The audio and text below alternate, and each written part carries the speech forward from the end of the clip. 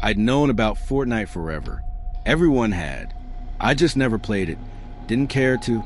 But that changed when my friends, Evan, Xavier, and Braxton, basically guilt-tripped me into downloading it so I could be their fourth. Evan was kind of obsessed with the game. He wasn't toxic about it, but you could tell he took it seriously. He knew the map better than his own neighborhood. Xavier was more chill, the type of guy who joked during firefights and somehow still came out alive. Braxton was a quiet one, only spoke when necessary. He'd just mutter things like "on me" or "need help." And me? I was a rookie. I got eliminated constantly. They'd always revive me and laugh it off, but I was clearly the weak link in the squad. Still, they kept inviting me to play. And that night, I really wish they hadn't. It was a Thursday. We all had class the next morning, but no one cared. We were up late like usual, running squads. Evan had just picked a drop point, somewhere near Slappy Shores, I think. Hit the house with the blue roof, he said. We loot there, then move west of the ridge. We jumped. I followed. I landed a bit off, scrambled to find a weapon. Evan's voice was coming through crystal clear, giving directions, calling out chest spawns, until suddenly mid-sentence he just cut out. His character stopped moving in the game. Completely still. Evan, Xavier asked, "Bro, you AFK?" No response. I laughed, probably his mom yelling at him again. We all chuckled, until we heard something come through his headset. Not words, not Evan's voice, just this faint, dragging sound. Like footsteps, but not in-game. These were slow, real footsteps. Hard-soled shoes on wooden floors. Then a door slammed, loud and close. It hit with such force, it peaked his mic and rattled in our ears. Xavier sat up straight. Evan, still nothing. Then came a scream. Not like someone reacting to a jump scare. This was primal, raw, a high-pitched scream like someone was getting attacked. It didn't even sound like Evan. I ripped off my headset. I could feel my heart thudding in my chest. I called his number. No answer. Again. Voicemail. Again. Straight to voicemail. Evan lived about 2 minutes away from me by car. I didn't think. I just moved, grabbed my keys, threw on a hoodie, and told my parents I needed to check something at a friend's. I didn't wait for their response. When I pulled up to Evan Street, I got a bad feeling immediately. His house looked off. The porch light was on. No other lights were. No cars in the driveway, not even his parents' SUV. And the front door, it was open, just barely, but enough to see it wasn't shut. I parked, hard hammering, and approached slowly. "Evan," I called out. No answer. I pushed the door open. The hallway light was on. Everything else was silent, not just quiet, dead. Like the house wasn't breathing anymore. I moved deeper in. Each step felt heavier than the last. The air smelled stale, like something had been rotting, but faintly. That's when I heard it. His voice. Help. It was coming from upstairs.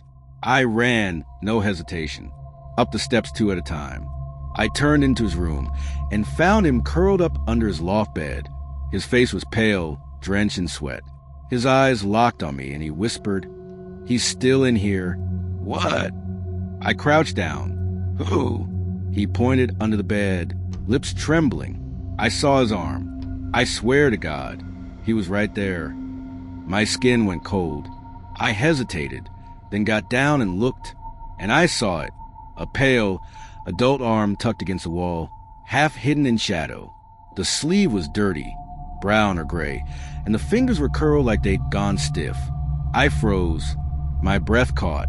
Then Evan screamed again. The man started crawling out, slowly, way too slowly, like he wasn't even afraid of us. He emerged from the shadows, stood up. He didn't speak, didn't look at either of us, just turned, calmly walked to the doorway, and disappeared down the hall. I rushed after him, turned the corner. Nothing. The front door was wide open. He was gone. We called the police right then and there. They showed up quick, maybe 10 minutes. Evan's parents came home shortly after. Apparently, they'd gone out for a late dinner and didn't get any of Evan's texts. He'd been trying to reach them the whole time. The The cops searched everything, top to bottom. Nothing. No signs of forced entry. No muddy footprints. No fingerprints. It was like the guy had vanished. They took statements, told Evan and his parents it could have been a home invasion or a mental health episode. Some suggestion that Evan imagined it, but we both saw it. That arm, that man, that wasn't imagined. I stayed the night because Evan was too scared to be alone. I didn't sleep either. Every sound set me on edge. The house creaked constantly. I kept thinking I'd see that guy standing at the foot of the bed. In the morning, Evan looked like a ghost, barely spoke. We didn't play Fortnite again for a while after that, maybe a week or two. Eventually we got back into it, but it's not the same anymore. Now, whenever Evan mutes his mic or goes quiet for more than a few seconds, we all just stop. We listen, waiting to hear something we shouldn't. That scream we heard through his mic, it was real, and I don't think I'll ever forget it. If that story gave you chills, do me a favor. Hit that like button and subscribe for more true horror stories. Let me know in the comments. What would you have done if you heard that scream through your friend's mic? 2 more terrifying stories are coming up next. Stay tuned.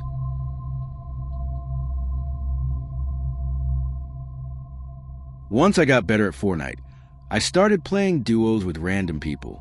My usual squad wasn't always online, and I liked the unpredictability. Never knew if you'd end up paired with a total sweat or some clueless 9-year-old with a busted mic.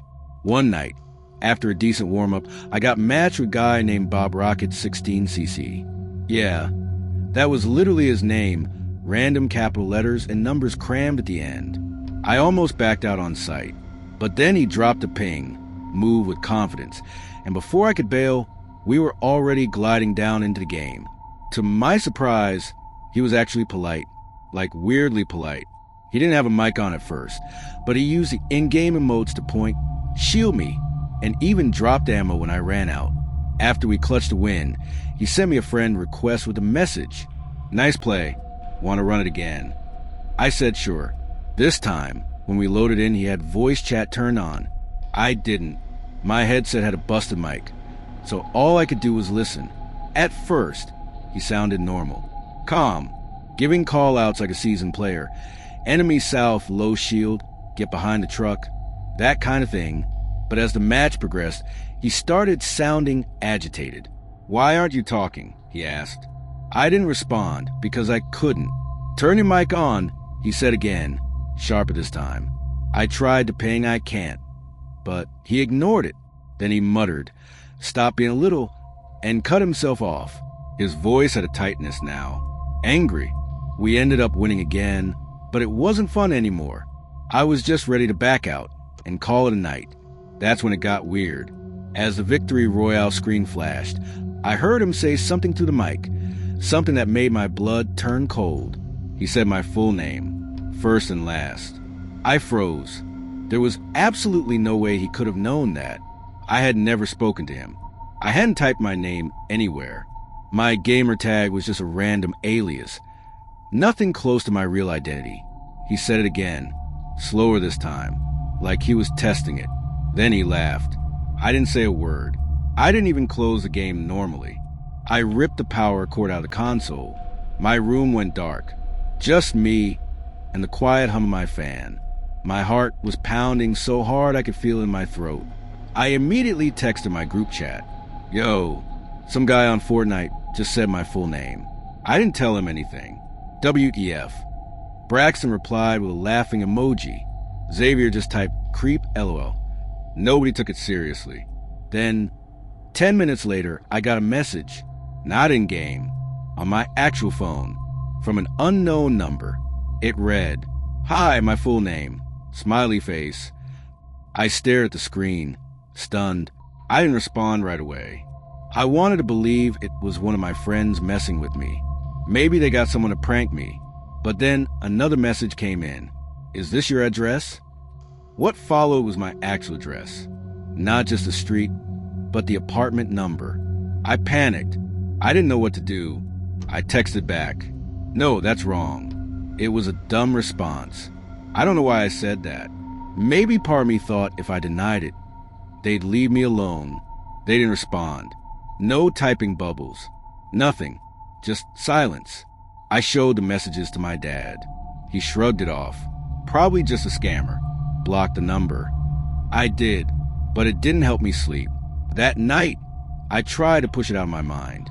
Laid in bed with a podcast playing, trying to drown the paranoia in background noise. I think I dozed off around 1 a.m. Then something woke me up around 3. A sound, faint at first, like gravel crunching. Then a whisper movement near my window. I sat up, heart hammering, and then I heard it. 3 sharp knocks on the window pane. Not playful taps. Knocks. I live on the first floor, but my room faces the backyard. Nobody has any reason to be back there, especially not at 3 in the morning. I froze in place. My phone was charging across the room. My body refused to move. Then another knock. Slower this time. Knock, knock, knock. I finally bolted. I didn't look out the window. I didn't grab my phone. I just ran out of my room and into the bathroom down the hall. I locked the door, sat on the cold tile, and waited. I stayed in there until sunlight started bleeding through the frosted glass window above the tub. I must have passed out eventually. When I came out, everything looked normal. I checked the backyard. No footprints. No damage to the window. No signs that anyone had even been there. I grabbed my phone and scrolled through everything again, my texts, my call log. The block number was still there, still blocked. I didn't go to school that day. I told my parents I felt sick. When I told my friends again, this time with screenshots, they still laughed it off. Braxton said maybe it was just some loser with IP tracking software. Evan joked that I should change my name to Bob Rockets. I didn't find it funny. To this day, I still don't know if it was some elaborate prank or if someone really tracked me through Fortnite. My name, my number, my address. Sometimes I still think about those knocks. Whoever was, they were right there outside my window, and they knew exactly who I was. If that story gave you chills, do me a favor. Hit that like button and subscribe for more real horror stories. And let me know in the comments. Has a stranger online ever gotten your real info? How did you handle it? One more terrifying stories are coming up next. Stay tuned.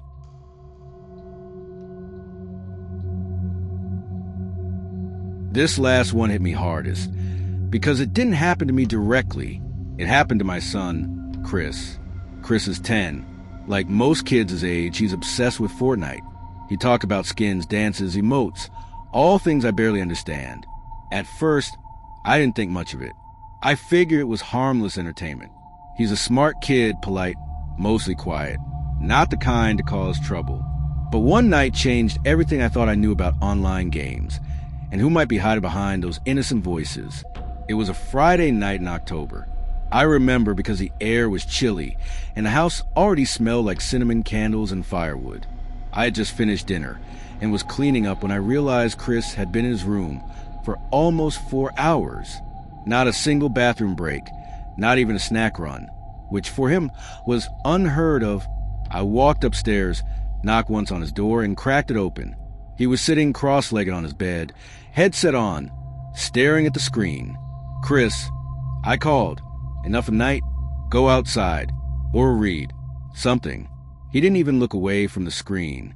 He just mumbled, okay, and then, after a pause, added softly, I'm having someone over. That stopped me in my tracks. What did you just say? He turned, looked up at me blankly, and repeated, someone's coming over. A guy from Fortnite. He lives around here. I felt my stomach twist. My voice sharpened. What do you mean? Someone's coming over? You invited someone. He shrugged like it was nothing. He said he lives close. Like, real close. I thought it'd be fun. I stepped into the room and yanked the headset off his head. How old is this guy? Chris looked confused, almost offensive. I don't know. He sounds kind of old, I guess, but he's really good at the game. That's when something in me shifted. A deep, primal warning bell went off. This wasn't just kids goofing around online. This was something else. I told Chris to stay in his room. No arguments.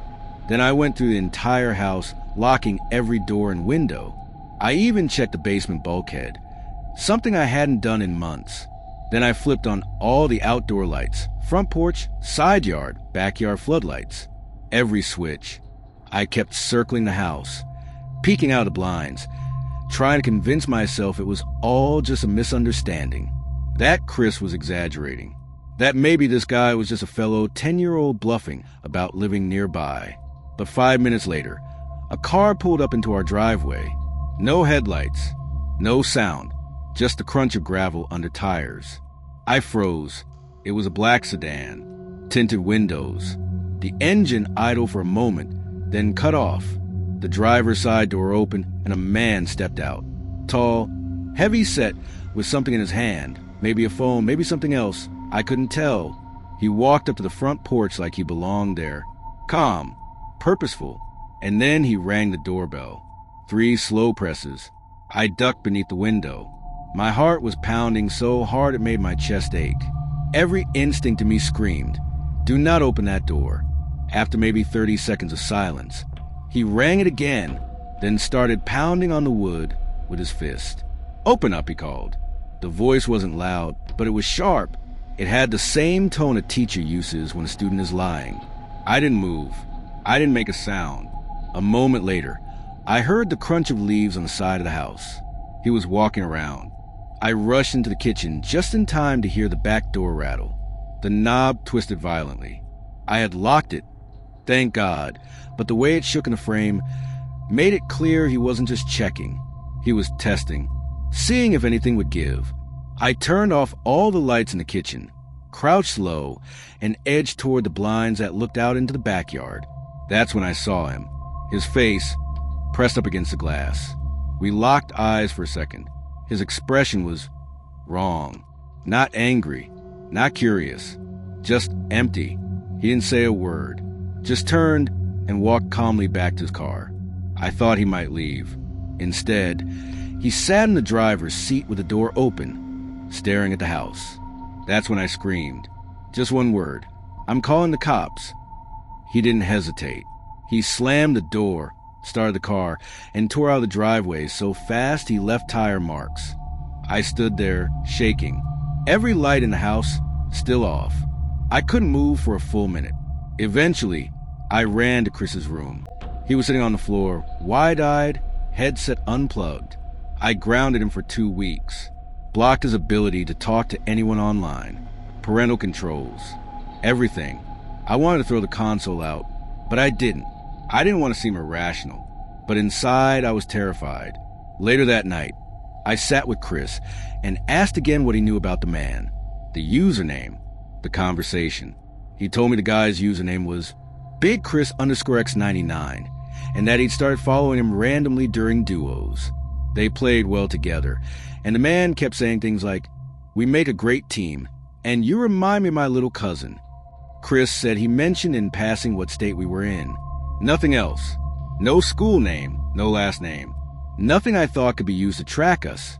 But somehow, that man found our house. To this day, I still don't know how. Maybe Chris said something by accident. Maybe the guy used the online handle to reverse search him. Maybe it was a coincidence. I never called the police. I know I should have. I just didn't want to get Chris in trouble. Didn't want to blow things up. But every single time he's back online now, I hover nearby. I check his friends list. I monitor his voice chat. And I keep thinking, what if I hadn't been home? What if it had been a babysitter? What if he had answered the door? I don't have answers. But I do know this. If your kid is playing games online, don't assume it's all innocent. Don't assume the strangers on the other side of the screen are who they claim to be. Because sometimes they aren't. And sometimes they might come knocking.